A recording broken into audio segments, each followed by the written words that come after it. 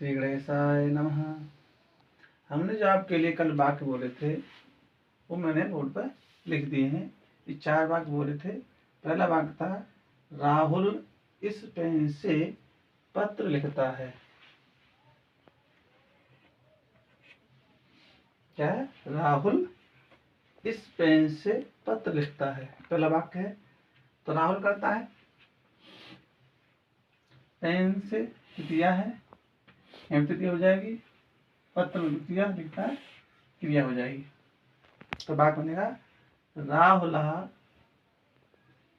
अनेन कलमेन पत्रम लिखति। क्या बनेगा? राहुल अनेन कलमेन पत्रम लिखति। और दूसरा वाक्य बनेगा राहुल एतेन कलमेन पत्रम लिखति। और दूसरा वाक्य देखिए आप, कैलाश इस पुष्प से पूजा करता है। तो कैलाश करता है, पुष्प में तृतीया है, तृतीया हो जाएगी, पूजा में तृतीया है, करता क्रिया है आपकी। तो वाक्य बनेगा कैलाश अनेन पुष्पेण पूजा करोति। कैलाश अनेन पुष्पेण पूजा करोति। पूजा का आप अर्चना भी कर सकते हैं, अर्चना करोति। और इसको एतत् का प्रयोग करेंगे तो कैलाश एतेन पुष्पेण पूजा करोति। तीसरा बात देखिए, मीरा इस कमरे में पढ़ती है। तो मीरा करता है, कमरा में सप्तमी है, यहाँ सप्तमी हो जाएगी, पढ़ती क्रिया हो जाएगी आपकी। तो भाग बनेगा मीरा अस्मिन् प्रकोष्ठे पठति। मीरा अस्मिन् प्रकोष्ठे पठति। और चौथा भाग देखिए, कैलाश इस बस से गांव जाता है। तो कैलाश करता है, बस से तृतीया है, इसमें तृतीया हो जाएगी, गांव में द्वितीय हो जाएगी, जाता क्रिया हो जाएगी। तो वाक्य बनेगा कैलाश अनेन बस यानेन ग्रामं गच्छति। कैलाश अनेन बस यानेन ग्रामं गच्छति। इन दोनों वाक्यों में ये तो शब्द का प्रयोग नहीं किया, क्योंकि ये उंगली निर्देश से ही बताया जाता है कि इस कमरे में पढ़ता है, किस कमरे में सोता है। तो ये तो नहीं हाथ धर के बताया जाए कि कमरा पूजा पढ़ती है, किसमें पढ़ती है। तो इसलिए यहाँ ये तो शब्द का प्रयोग नहीं होगा, ना यहाँ होगा। ये दोनों जगह क्या होगा? ये तो शब्द का प्रयोग होगा। हाँ, यहाँ पुष्प है, दृष्टि पे होगा, तो यहाँ क्या होगा? इधर इधम शब्द का होगा, और हाथ में है पुष्प तो इधर शब्द का होगा। ऐसे पेन है, दूध रखा है, तो इदम का होगा, और हाथ में है तो इधर शब्द का प्रयोग होगा। तो इन दो वाक्यों में तो इधर तो इदम दोनों का होगा, और इन दो वाक्यों में खाली इदम का होगा, इधर प्रयोग नहीं होगा। तो समझे होंगे। आपके लिए 4 वाक्य समझाए थे जो मैंने कल दिए थे, वो आपको समझ में आ गए होंगे। आज मैं आपके लिए सर्वनाम अदस शब्द, सर्वनाम अदस शब्द का प्रयोग बताऊंगा, एक वचन का। ये पुल्लिंग है, ये स्त्रीलिंग है, ये इसकी पहचान है। ये क्या है? पुल्लिंग एक वचन, स्त्रीलिंग एक वचन, और ये इनकी पहचान। तो पुल्लिंग के एक वचन में सादा व्यक्तियों में क्या बनेगा? असौ नंबर 1, नंबर 2 अमुम, नंबर 3 अमुना, नंबर 4 अमुस्मयी, नंबर 5 अमुस्मात, नंबर 6 अमुष्य, और नंबर 7 अमुस्मिन। स्त्रीलिंग में असौ, अमुम, अमुया, अमुष्यई, अमुष्यः, अमुष्यः और अमुष्याम। इनकी पहचान है वह, उनसे, उनसे और उन्होंने में पहला वचन होगा इसमें। दूसरा, ये सारी मैंने पहचान लिख रखी है। उसको अमु बनेगा, उससे अमुया बनेगा, उसके लिए अमुष्य बनेगा, उससे अलग में अमुष्या, उसका, उसकी, उसके में अमुष्या, उसमें, उस पे, उस पर में अमुष्याम। सो ये बनेंगे तो समझ में आया होंगे आपको, ये पुल्लिंग है और ये स्त्रीलिंग है। अब इनकी पहचान तो आप समझ गए बिल्कुल। इनका जैसे तद शब्द होता है ना, तद, तद का भी वह अर्थ होता है और अदस का भी वही अर्थ होता है, लेकिन थोड़ा सा इनमें अंतर है। क्या अंतर है?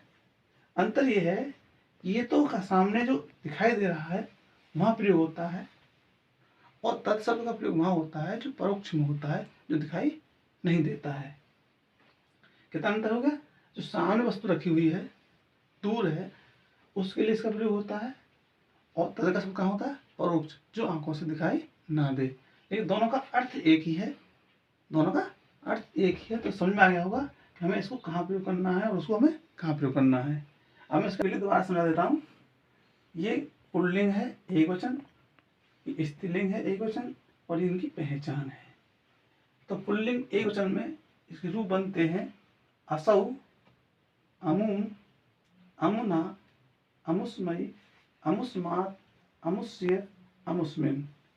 स्त्रीलिंग में बनेंगे एक वचन में असौ, अमुम, अमुया, अमुष्यै, अमुस्यः, अमुष्यः, अमुष्याम्। ये इनकी पहचान है।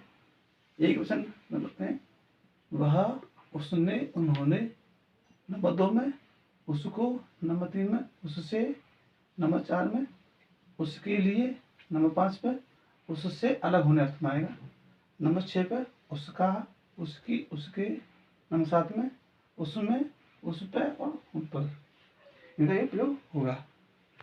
अब मैं इसके लिए आपके लिए कुछ उदाहरण बताता हूँ, आप देखें। ये आपके लिए युष्मद और अस्मद के एक वचन के रूप समझाए और उनकी पहचान बताई थी आपके लिए। हम मैंने युष्मद के, पुल्लिंग के और स्त्रीलिंग के एक वचन रूप भी लिख दिए हैं, और इसी के संबंध में मैंने ये 3 वाक्य इस पर लिखे हैं जो आपको दिखाई दे रहे हैं बोर्ड पर। पहला वाक्य है राम उस बालक के साथ खेलता है। क्या होता है? राम उस बालक के साथ खेलता है। तो राम करता है, बालक के साथ तृतीया है, खेलता क्रिया है, और यहाँ क्या है? तृतीया है, तो इसमें भी तृतीया हो जाएगी। अब आपको ध्यान देना है, मैंने आपको कुछ दिन पहले तत्शब्द समझाया था और आज मैं अदस समझा रहा हूँ, तो दोनों में अंतर देखना है आपको क्या है। जैसे मैंने अभी आपको समझाया था कौन सा, एदम और एदत, वही तरह बिल्कुल यहाँ पे है। तो ये शब्द है जो पास में है, मतलब जो दूर दिखाई दे रहा है, तो वहां तो हम कहते हैं अदस शब्द का प्रयोग करेंगे, और जो परोक्ष में है, जो दिखाई नहीं दे रहा है हमें, वहां तद का करेंगे। तो अब देखिए, राम उस बालक के साथ खेलता है, अगर दिखाई दे रहा है तो क्या होगा? असद का, और नहीं दिखाई दे रहा है तो किसका होगा? तद का होगा। तो ना राम तेन बालकेन सह क्रीडति, जो दिखाई नहीं दे रहा है वहां क्या? तेन का प्रयोग होगा। तो राम तेन बालकेन सह क्रीडति, और जो दिखाई दे रहा है दूर खड़ा है तो वहां क्या होगा? राम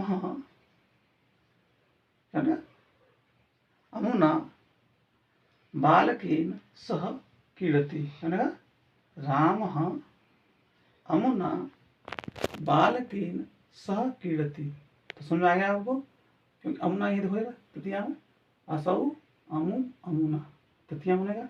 यहाँ तृतीया बताई थी मैंने भी, सैगुण तृतीया हो, तृतीया तृतीया हो, तो अमुना बनेगा ना, राम अमुना बालकेन सह क्रीडति बनेगा। कब होगा? जो सामने दिखाई दे रहा है तब, और जो दिखाई नहीं दे रहा है तो क्या होगा?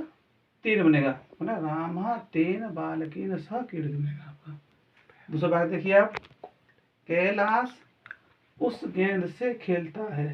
कैलाश उस गेंद से खेलता है, तो कैलाश करता है, गेंद से तृतीया है, खेलता क्रिया है, तो यहाँ भी तृतीया हो जाएगी। तो कैलाशः तेन कंदुकेन क्रीडति, बनेगा कैलाशः तेन कंदुकेन क्रीडति बनेगा। और यदि गेंद दिखाई नहीं दे रही है तो क्या बनेगा? कैलाशः अमुना कंदुकेन क्रीडति। क्या बनेगा? कैलाशः अमुना कंदुकेन कीर्ति बनेगा। तीसरा वाक्य देखिए, सीता उस लड़की के साथ पढ़ती है, तो साथ की तृतीया हो जाएगी, यहाँ पे इसमें तृतीया हो जाएगी, पढ़ती क्रिया हो जाएगी आपकी। तो वाक्य बनेगा सीता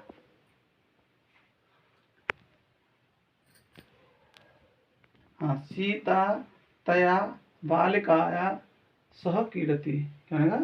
सीता तया बालिकाया सह क्रीडति बनेगा। और यदि ये जो नहीं दिखाई दे रही तब का वाक्य है, तया बनेगा। और यदि दिखाई दे रही है तो बनेगा सीता अमुया बालिकाया सह क्रीडति बनेगा। क्या बनेगा? सीता अमुया बालिकाया सह क्रीडति बनेगा। और यदि नहीं दिखाई दे रही है तो ना सीता तया बालिकाया सह क्रीडति। तो इस तरह आपका तद का और आदर्श का, ये दोनों का प्रयोग आप समझ गए होंगे, कहाँ इसका प्रयोग होना है, कहाँ नहीं होना है। जो दिखाई दे रही है वहाँ तो इसका प्रयोग होगा, और जो दिखाई नहीं दे रही है वहाँ तद शब्द का प्रयोग होगा। तो ये दोनों बात समझ आएंगे। अब मैं आपके लिए वाक्य बोल रहा हूँ, समझ लें, लिख लें। पहला वाक्य है, मोहन उस बालक के साथ पढ़ता है। गीता उस लड़की के साथ गीत गाती है। कैलाश उस बालक के साथ बाजार जाता है। मोहन उस गेंद से खेलता है। आज इतना ही बहुत है। धन्यवाद।